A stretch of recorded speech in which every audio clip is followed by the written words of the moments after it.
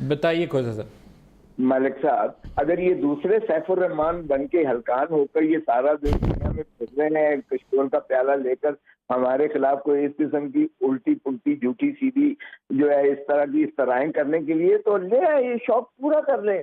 میں نے تو پہلے بھی ایک پروگرام میں کہا تھا کہ پہلے بھی ہم نے سیف الرحمان صاحب کے جو ہے یہ تمام چیزیں جو ہے فیس کی ہیں۔ اب بھی اگر ایسی کوئی بات ہے جو ہم نے ڈیکلریشن دیا ہے صحیح ہے، اگر ان کو ایسا ہی شوق ہے تو لے آئیں، ہاتھ کنگن کو آج ہی کیا، تو اور دے دیں درخواست، الیکشن کمیشن کو دے دیں یا سپریم کورٹ میں پٹیشن دے دیں، وارنٹوں کی کر دیں، کس نے روکا ہے انہیں؟ سر ایک اور بتا دیں، پھر میں رانا تنویر صاحب سے بھی چاہوں گا اس کے اوپر وہ بھی ایڈ کریں۔ شوگر ملز کے اوپر جہاں پر وہ سندھ بینک کے ایشوز آتے ہیں، وہاں پر مراد علی شاہ کو انہوں نے کافی زیادہ اس رپورٹ کے اندر بھی کہا ہے کہ ان کا قصور ہے، ان کو بھی پکڑیں۔ وہ کہتے ہیں شوگر مل کی جو رائلٹی تھی وہ زیادہ اومنی گروپ کو دینے کے لیے، بینیفٹ کرنے کے لیے، اور ٹریکٹرز کے معاملے میں انہوں نے اپنی مس یوز آف اتھارٹی کی اور کرپٹ پریکٹسز کے زمرے میں آتا ہے۔ اس کا کیا دفاع ہے آپ کے پاس؟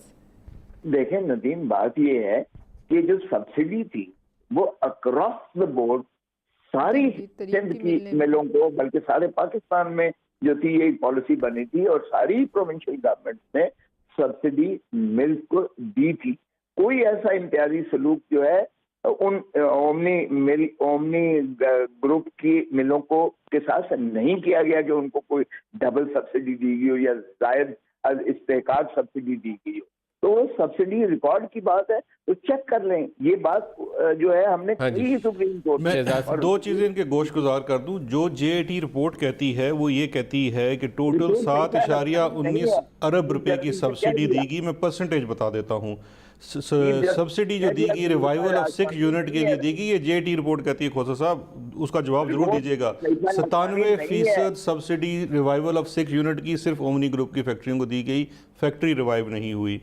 51% جو ٹریکٹر کی سبسڈی تھی ان کو دی۔ جے ٹی کا کہنا ہے کوئی ٹریکٹر انہوں نے خریدا بیچا نہیں ان کی فرنٹ کمپنیوں کو۔ کین گروور کی 22% ان کو دے دی گئی۔ 68% کیپٹیو پاور پلانٹ کی سبسڈی ان کو دے دی گئی۔ یہ بڑے سیریس الزامات ہیں، اس کے ساتھ ڈاکومنٹیشن ہے۔ دیکھیں یہ جواب ابھی تو چلے میں سمجھتا ہوں جے ٹی کے سامنے جو جواب آپ نے دیا، کورٹ کے سامنے جو دیا، نیب کی انویسٹیگیشن کے سامنے ایک بڑا سمپل سا پروسیس ہے۔ اس انویسٹیگیشن میں سیکشن 19 کے تحت ان تمام لوگوں کو بلایا جائے گا جو فیک اونر تھے، جو ریئل اونر تھے، جو بینیفیشری تھے۔